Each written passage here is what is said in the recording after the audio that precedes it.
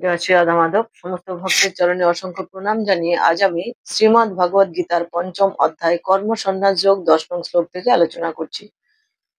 এই অধ্যায়ে কর্মযোগ ও কর্মত্যাগের পার্থক্য নির্ণয় করা হয়েছে। ভগবান শ্রীকৃষ্ণ বলেছেন, নিষ্কাম কর্ম সম্পাদনের মধ্য দিয়েই পরম ব্রহ্মে উন্নীত হওয়া যায়। তাই অর্জুনকে পরমেশ্বর ভগবান বললেন, ব্রহ্মণ্যাধায় কর্মাণি সঙ্গম ত্যক্তা করোতি যঃ লিপ্যতেন স পাপেন পদ্মপত্রমিবাম্ভসা। যিনি সমস্ত কর্মের ফল পরমেশ্বর ভগবানকে অর্পণ করে অনাসক্তভাবে কর্ম করেন, কোনো পাপ তাকে স্পর্শ করতে পারে না, ঠিক যেমন জল পদ্মপত্রকে স্পর্শ করতে পারে না।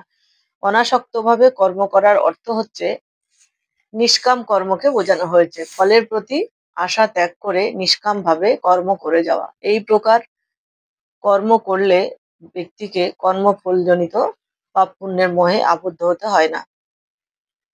তাই ভগবান শ্রীকৃষ্ণ বলেছেন, সমস্ত কর্ম ভগবানের পদতলে সমর্পণ করতে হবে এবং ভগবানের পদতলে আত্মসমর্পণ করেই সমস্ত কর্ম করতে করতে জীবন পথে এগিয়ে গেলে সেই ব্যক্তি পরম ব্রহ্মে লীন হতে পারবে। তাই কর্মফলজনিত কোনো পাপ পুণ্য তাকে ভোগ করতে হয় না, কর্মবন্ধনে তিনি আবদ্ধ হবেন না। কায়েন মনসা বুদ্ধ কেবলৈরিন্দ্রিয়ৈরপি যোগেন কর্ম কুর্বন্তি সঙ্গং ত্যক্তা আত্মশুদ্ধায়ে।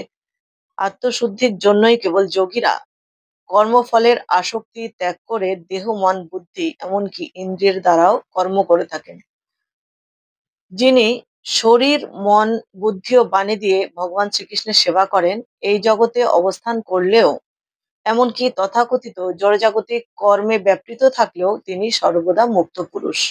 অর্থাৎ দেহ মন প্রাণ ভগবানের শ্রীচরণে অর্পণ করে ঈশ্বর সাধনায় এগিয়ে গেলে তিনি মুক্ত পুরুষ রূপে পরিচিত হন এবং ভগবানের পরম ধামে অতি সত্বর পৌঁছাতে পারেন। তাই আত্মশুদ্ধির জন্য যোগীরা কর্মফলের প্রতি আসক্তি ত্যাগ করেন। আত্মশুদ্ধি করা যায় একমাত্র উন্নত পারমার্থিক জ্ঞানাগ্নি দ্বারা হৃদয়কে দগ্ধ করার মধ্য দিয়ে। এর মাধ্যমে যোগীরা সমস্ত কর্মফলের প্রতি আসক্তি ত্যাগ করেন এবং তার সমস্ত ইন্দ্রিয় এবং মন বুদ্ধিকে ভগবানের সেবায় নিযুক্ত করেন। যুক্তং কর্ম ফলং ত্যক্তা শান্তিমাপ্নোতি নৈষ্ঠিকীম অযুক্ত কামকারেণ ফলে শক্ত নিবদ্ধতে। যোগী কর্মফল ত্যাগ করে নৈষ্ঠিকী শান্তি লাভ করেন, কিন্তু সকাম কর্মী কর্মফলের প্রতি আসক্ত হয়ে কর্ম করার ফলে কর্মের বন্ধনে আবদ্ধ হন। এখানে দুই প্রকার কর্ম সাধনের কথা বলা হয়েছে। একজন যোগী তিনি কর্মফলের প্রতি আসক্তিহীন হয়ে তার দেহ মন প্রাণ বুদ্ধি ঈশ্বরের সেবায় নিয়োজিত করেন, তাই তিনি সর্বদাই মুক্ত পুরুষ রূপে পরিচিত হন এবং পরব্রহ্মে লীন হতে পারেন। কিন্তু একজন সকাম কর্মে নিলিপ্ত ব্যক্তি অর্থাৎ ইন্দ্রিয় সুখভোগ লালসায় যে ব্যক্তি কর্ম করেন, সেই ব্যক্তি কর্মফল জনিত জড়জাগতিক মোহ বন্ধনে আবদ্ধ হন এবং তার কর্মফল ভোগ করার জন্যই সমস্ত জন্ম জন্মান্তরে বিভিন্ন জীব দেহে তাকে ধারণ করে পৃথিবীতে আবার জন্মগ্রহণ করতে হয়। তাই তিনি কর্মবন্ধনে এভাবেই আবদ্ধ হয়ে পড়েন। তাই শ্রীকৃষ্ণের সম্বন্ধ রহিত কোনো কিছুরই অস্তিত্ব নেই, এই সত্যকে আগে উপলব্ধি করতে হবে এবং সমস্ত কিছু পরমেশ্বর ভগবানের সেবায় নিয়োজিত করে জীবন পথে এগিয়ে যেতে হবে।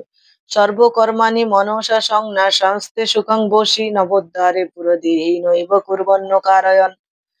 বাহ্যে সমস্ত কর্ম করেও সংযত হয়ে এবং মনের দ্বারা সমস্ত কর্ম ত্যাগ করে জীব নবোদ্ধার বিশিষ্ট দেহরূপ নগরে পরম সুখে বাস করতে পারেন।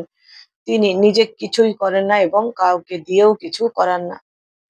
বাহ্যে সমস্ত কর্ম সংযত হয়ে অর্থাৎ সমস্ত ইন্দ্রিয়গুলিকে সংযত করে মনের দ্বারা কর্ম ত্যাগ করতে হবে। মানসিক দৃঢ়তা সংযম অবলম্বন পূর্বক কর্মফলের প্রতি আসক্তিহীন হয়ে ভগবানের সেবায় নিজেকে নিয়োজিত হতে হবে। এই রূপ দেহ হচ্ছে নবোদ্ধার বিশিষ্ট দেহ হচ্ছে এই দেহ 9টি দ্বার সমন্বিত, যেমন দুটি চোখ, দুটি নাসারন্ধ্র, দুটি কান, একটি মুখ, উপস্থ ও পায়ু। এই নবোদ্বার বিশিষ্ট দেহে যে পরমাত্মা রয়েছেন, শুদ্ধ আত্মা সেই পরমাত্মার সন্ধানে সহজেই এগিয়ে যেতে পারবেন। একজন যোগী এই কর্মে যথার্থভাবে সফল হন এবং আত্মার সাথে পরমাত্মার লীন ঘটাতে পারেন। তাই নবোদ্ধার বিশিষ্ট দেহরূপ নগরে একজন যোগী সুখে বাস করতে পারেন, কারণ তিনি পাপ, পুণ্য, ন্যায়, অন্যায় কিংবা ইন্দ্রিয়ের কোন রকম সুখ দুঃখজনিত কারণে কখনোই তিনি বিচলিত হন না। তার একমাত্রই সুখ লাভ হয় ঈশ্বরের সাথে পরমাত্মার সম্পর্ক স্থাপন করতে। তাই তিনি ভাবেন তার ইন্দ্রিয়গুলি যথাযথ স্বভাবেই কর্ম করে চলেছে, তাই তিনি নিজে কিছুই করেন না এবং কাউকে দিয়ে কিছু করান না। ভগবান তার ভক্তকে যেভাবে ভক্ত ভাবিত হয় সেই পথে পরিচালিত করেন। তাই একজন শুদ্ধ যোগী আত্মশুদ্ধির মধ্য দিয়ে ভগবানের ইচ্ছায় এভাবেই ঈশ্বর সন্ধানের পথে এগিয়ে যেতে পারেন। তাই তার মধ্যে সুখ দুঃখের কোনো ভয় থাকে না বা তিনি তাতে বিচলিতও হন না। ইন্দ্রিয় সংযমের মধ্য দিয়ে এক লক্ষ্যে তিনি এগিয়ে যান। ন কর্তৃত্বং ন কর্মাণি লোকস্য সৃজতি প্রভু ন কর্ম ফল সংযোগং স্বভাবস্তু প্রবর্ততে। দেহরূপ নগরীর প্রভু জীব কর্ম সৃষ্টি করে না, সে কাউকে দিয়ে কিছু করায় না এবং সে কর্মের ফলও সৃষ্টি করে না। এই সবই হয় জড় প্রকৃতির গুণের প্রভাবে। অর্থাৎ জড় প্রকৃতির গুণই হচ্ছে ব্যক্তিকে মোহাবিষ্ট করা। তাই জড়জগৎ থেকে দূরে থাকতে গেলে আত্মজ্ঞান লাভ করতে হবে। কোনো ব্যক্তি যতক্ষণ না আত্মতত্ত্বজ্ঞান লাভ করে ততক্ষণ এই জড় প্রকৃতির সমস্ত কিছুকে সত্য বলে মনে করবে এবং জড়জাগতিক সুখ লাভের প্রত্যাশী হবে। বিনিময়ে জড়জাগতিক বন্ধনে তিনি আবদ্ধ হবেন। কিন্তু আত্মতত্ত্বজ্ঞ ব্যক্তি জীবনের প্রকৃত স্বরূপ সম্বন্ধে এবং উদ্দেশ্য সম্বন্ধে উপলব্ধি করতে পারবে। তিনি সর্বদাই তার ইন্দ্রিয়গুলিকে ঈশ্বর সাধনায় বতী রাখবেন।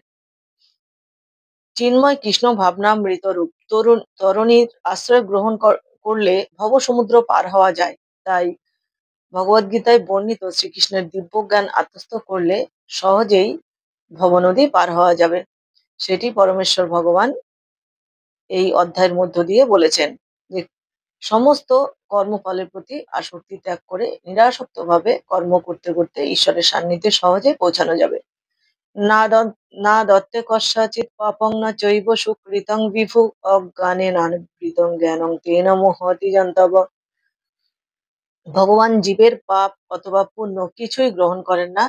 অজ্ঞানের দ্বারা এই প্রকৃত জ্ঞান আবৃত থাকে, তাই দেহধারী জীবসমূহ মোহাচ্ছন্ন হয়ে পড়ে। জন্মই সমস্ত দুঃখের কারণ। জীব যদি এই সত্য উদ্ঘাটন করতে পারে তাহলে সমস্ত পাপ কর্ম থেকে মুক্ত হওয়ার প্রয়াসী হবেন। কারণ অজ্ঞানতা জীবের আত্মাকে আচ্ছন্ন করে রেখেছে। যেমন দর্পণে ধুলো পড়লে সেই দর্পণ দিয়ে প্রকৃত প্রতিবিম্ব দেখা যায় না। তাই অজ্ঞানতা জীবের আত্মাকে আচ্ছন্ন করে রাখলে জীব তার আত্মার স্বরূপকে বুঝতে পারে না এবং সেই আত্মা দিয়ে তার হৃদয়ে অবস্থানকারী পরমাত্মাকেও জানতে পারবে না। তাই সবার আগে অজ্ঞানতা রূপ আচ্ছাদনকে উন্নত জ্ঞানাগ্নির দ্বারা দগ্ধ করে দূরে সরাতে হবে। তাই ভগবান জীবের পাপ বা পুণ্য কিছুই করেন না, এর জন্য জীব নিজেই দায়ী।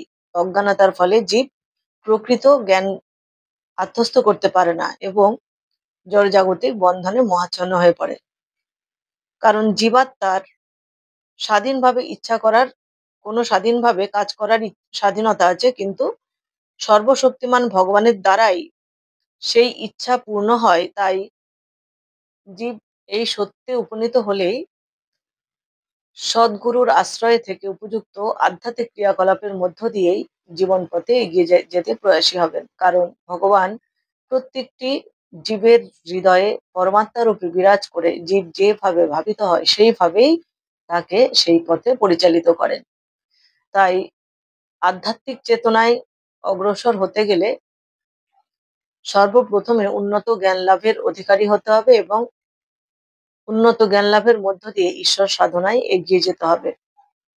ঈশ্বর ব্যক্তির অন্তরে পরমাত্মা রূপে বিরাজ করেছেন এবং ব্যক্তিকে সেই পথেই পরিচালিত করবেন। ঈশ্বর সাধনায় ব্রতী হলে ধীরে ধীরে এক দিব্য আনন্দের অনুভূতি লাভ করা যাবে। সেই আনন্দের অনুভূতি পেতে পেতে ঈশ্বরের কৃপায় একসময় ভগবানের ধামে পৌঁছানো সহজ হবে। সংস্কৃত ভাষায় বিভু শব্দের অর্থ হচ্ছে পরমেশ্বর ভগবান। যিনি অনন্ত জ্ঞান, শ্রী, যশ, বীর্য, ঐশ্বর্য ও বৈরাগ্যে পরিপূর্ণ। এই ভগবান সর্বদাই আত্মতৃপ্ত। তাকে পাপ পুণ্য কখনোই প্রভাবিত করতে পারে না। তিনি কোনো জীবের জন্য কোনো বিশেষ অবস্থারও সৃষ্টি করেন না, কিন্তু অজ্ঞানতার দ্বারাই মোহাচ্ছন্ন হয়ে জীব বিভিন্ন পরিস্থিতির কামনা করে এবং তার ফলে তার কর্ম এবং কর্মপ্রবাহ শুরু হয়। জীব যেভাবে কামনা করে ভগবান সেভাবেই তাকে সেই দিকেই পরিচালিত করে। তাই কেউ যখন শ্রীকৃষ্ণকে পাওয়ার ইচ্ছা করে তখন ভগবান তার প্রতি বিশেষ কৃপা বা করুণা করেন। ভগবানের কৃপা লাভ করতে পারলে সেই ব্যক্তি ধীরে ধীরে কৃষ্ণ ভাবনাময় হয়ে ঈশ্বর সন্ধানে এগিয়ে যেতে পারেন এবং নিত্য সুখ লাভের অধিকারী হতে পারেন। জ্ঞানেন তু তদ জ্ঞানং যেষাং নাশিতুমাত্মানঃ তেষামাদিত্যবজ জ্ঞানং প্রকাশায়তি তৎপরম। ভগবান শ্রীকৃষ্ণ বলেছেন যে জ্ঞানের প্রভাবে যাদের অজ্ঞান বিনষ্ট হয়েছে তাদের সেই জ্ঞান অপ্রাকৃত পরম তত্ত্বকে প্রকাশ করে। ঠিক যেমন দিনমানে সূর্যের উদয়ে সবকিছু প্রকাশিত হয়। বহু বহু জন্মের পর প্রকৃত জ্ঞানী ভগবান শ্রীকৃষ্ণের শরণাগত হন কিংবা কৃষ্ণ ভাবনায় ভাবিত হলে তার কাছে সমস্ত তত্ত্ব প্রকাশিত হয়। যেমন দিনের বেলায় সূর্যের আলোতে সবকিছু প্রকাশিত হয়, রাত্রিবেলা সমস্ত কিছু অন্ধকারে থাকে। ঠিক অজ্ঞানতার অন্ধকারে জীব মোহাচ্ছন্ন হয়ে থাকলে কোনো সত্যকে উপলব্ধি করতে পারে না। তাই প্রকৃত সত্যকে উপলব্ধি করতে গেলে অজ্ঞানতার আবরণটিকে দূরে সরাতে হবে। রাত্রির অন্ধকারে যেমন সবকিছুই এক বলে মনে হয়, দিনের বেলায় সূর্যোদয় হলে প্রতিটি বস্তু তাদের যথার্থ রূপে প্রকাশিত হয়। ঠিক তেমনি জ্ঞান চক্ষু উন্মিলিত হলে সমস্ত কিছুর স্বরূপ উপলব্ধি হবে। পারমার্থিক জীবনে স্বরূপের স্বতন্ত্রতা উপলব্ধি করাই হলো যথার্থ জ্ঞান। তদ্বুদ্ধয়স্তদাত্মানস্তন্নিষ্ঠস্তৎপরায়ণ গচ্ছন্ত পুনরাবৃত্তিং জ্ঞান নির্ধূত কল্মষা।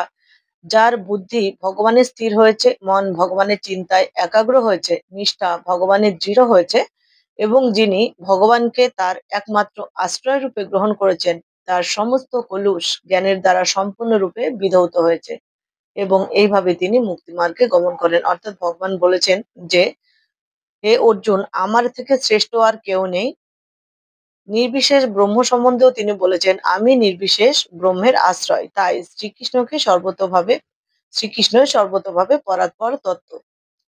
যার মন বুদ্ধি নিষ্ঠা ও আশ্রয় ভগবান শ্রীকৃষ্ণের মধ্যেই কেন্দ্রীভূত, তিনি অতি সহজে ভগবত ধামে পৌঁছাতে পারবেন। অর্থাৎ যার বুদ্ধি ভগবানে স্থির হয়েছে এবং মনকে একাগ্রতা সহকারে ঈশ্বর সাধনায় যার মন ব্রতী হয়েছে, মন ভগবানের চিন্তায় একাগ্র হয়েছে এবং নিষ্ঠা সহকারে তিনি ভগবানের সেবায় আত্মনিয়োগ করেন, যিনি ভগবানকে একমাত্র আশ্রয় রূপে গ্রহণ করেছেন, অর্থাৎ ভগবানই তাকে সমস্ত বিপদ আপদ থেকে রক্ষা করবে, এই সত্য জ্ঞান তার মধ্যে উপলব্ধি হয়েছে। তার সমস্ত কলুষ জ্ঞানের দ্বারা সম্পূর্ণরূপে ধৌত হয়ে তিনি একজন মুক্ত মার্গে মুক্ত পুরুষ রূপে গমন করবেন।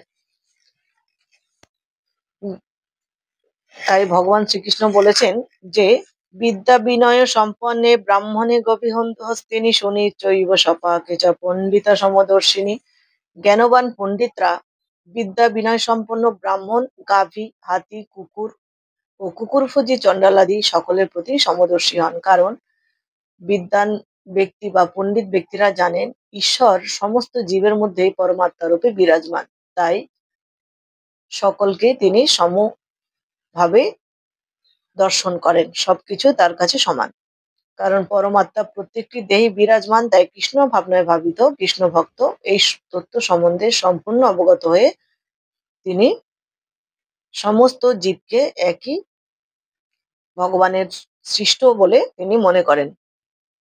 আজ ভিডিওটি এ পর্যন্তই, দেখা হবে পরের ভিডিওতে। নমস্কার, সকলে ভালো থাকবেন।